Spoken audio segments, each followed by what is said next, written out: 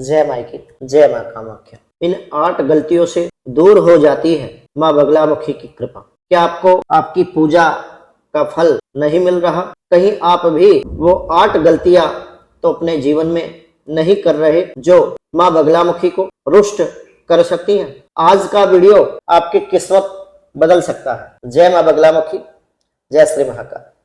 दर्शकों, माँ पीताम्बरा की साधना शत्रुओं पर विजय और जीवन में स्तंभन शक्ति प्राप्त करने के लिए अचूक एवं अद्भुत मानी जाती है। लेकिन क्या आप जानते हैं कि आपकी एक छोटी सी भूल उनकी कृपा को आपसे कोसों दूर कर सकती है? अक्सर जो नए साधक होते हैं, जो उसमें आकर साधना तो वो आरंभ कर देते हैं, पर जाने अनजाने में उन 8 वर्जित गलतियों को अपने जीवन में, अपने साधना काल में कर बैठते हैं, जिससे न केवल उनकी पूजा निष्फल होती है बल्कि ऊर्जा का विपरीत प्रभाव भी पड़ सकता है। आज मैं आचार्य प्रदीप आपको बगलामुखी साधना के उन गंभीर गलतियों से सावधान करूंगा जिन्हें शास्त्रों में वर्जित बताया गया है, ताकि आप मां की पूर्ण कृपा के पात्र बन सके और अपनी साधना को सुरक्षित रख सके। मां बगलामुखी, जिन्हें पीताम्बरा भी कहा जाता है, उनकी साधना जितनी शक्तिशाली है उतनी ही सावधानी की मांग भी करती है। एक छोटी सी चूक वर्षों की तपस्या, वर्षों की साधना व्यर्थ हो सकती है। जानिए कैसे। शत्रुनाश और विजय की देवी मां बगलामुखी की कृपा अचानक क्यों रुक जाती है? क्या आपके घर में मौजूद ये 8 दोष इसके जिम्मेदार हैं? अगर आप बगलामुखी कवच या मंत्र का जाप करते हैं तो यहाँ थोड़ा रुकिए, ये वीडियो अंत तक जरूर देखें, वरना आपकी साधना, आपकी तपस्या अधूरी रह जाएगी। साधना में सफलता और जीवन में चमत्कार यदि आप चाहते हैं तो इन 8 वर्जित कार्यों को अभी अपने जीवन से त्याग दें। मैं आचार्य प्रदीप और मेरे साथ आप जानिए मां बगलामुखी की कृपा पाने का सही मार्ग एवं जानकारी। बगलामुखी देवी 10 महाविद्याओं में अष्टम महाविद्या है। ओम बगलामुखी विद्महे दुष्ट स्तंभनी धीमहि तन्नो बगला प्रचोदयात्।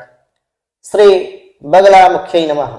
दर्शकों, मां बगलामुखी 10 महाविद्याओं में से 8वीं महाविद्या है। वे स्तंभन की देवी हैं, जो शत्रुओं की बुद्धि और गति को रोक देती है।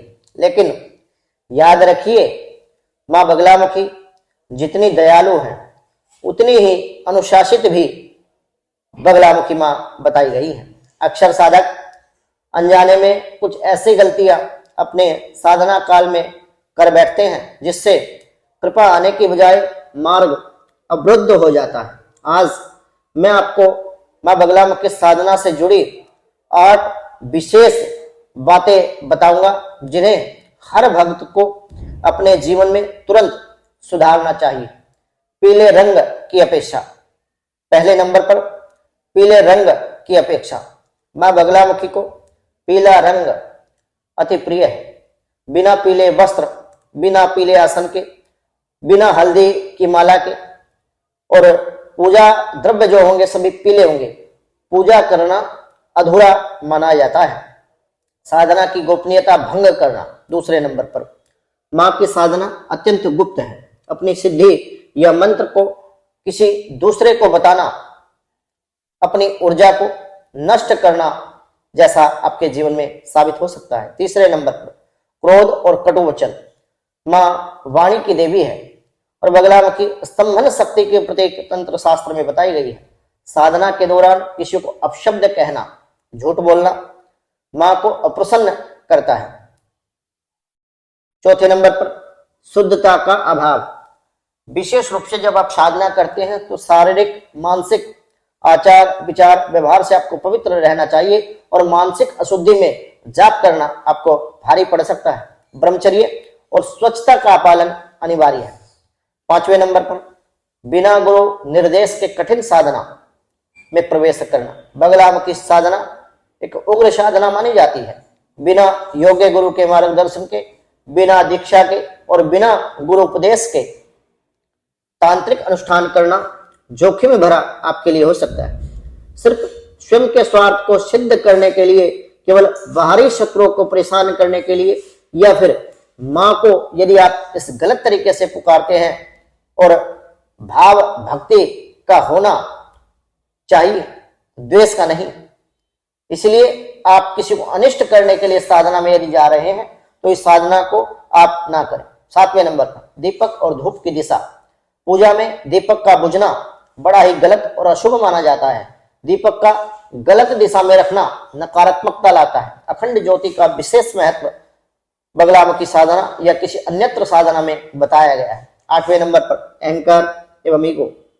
यह सोचना कि मैं शक्तिशाली हो गया हूं, सबसे बड़ी शक्ति मेरे साथ है, तो ये आपके जीवन की सबसे बड़ी गलती है।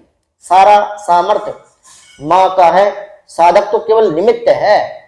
याद रखें, मां बगलामुखी केवल बाहरी शत्रुओं को नहीं बल्कि आपके भीतर के काम, क्रोध, लोभ, मोह, अहंकार जैसे शत्रुओं का भी नाश करती है। जब आप आंतरिक रूप से साफ होते हैं तभी श्री बगलामुखी मां की शक्ति आप में सम्माहित होती है। अगर आप भी इनमें से कोई गलती अपने साधना काल में कर रहे हैं तो आज ही अक्षमा प्रार्थना करें और सही विधि से मां बगलामुखी की शरण में आ पाए। मां पीताम्बरा आपकी हर बाधा दूर करेगी। अगर आप अपनी कुंडली के अनुसार मां की कृपा विशेष रूप से पाना चाहते हैं या कोई प्रश्न आपका है तो नीचे दिए गए नंबरों पर आप संपर्क कर सकते हैं। और यदि मेरे द्वारा दी गई जानकारी आपको उपयोगी लगी हो, इस वीडियो को आप उन लोगों के साथ जरूर शेयर करें जो धर्म और साधना के मार्ग पर हैं। कमेंट में जय मां बगलामुखी लिखकर अपनी उपस्थिति श्री बगलामुखी मां के चरणों में दर्ज कराएं और चैनल को सब्सक्राइब करना ना भूलें। शुभम भवतु। जय मां बगलामुखी।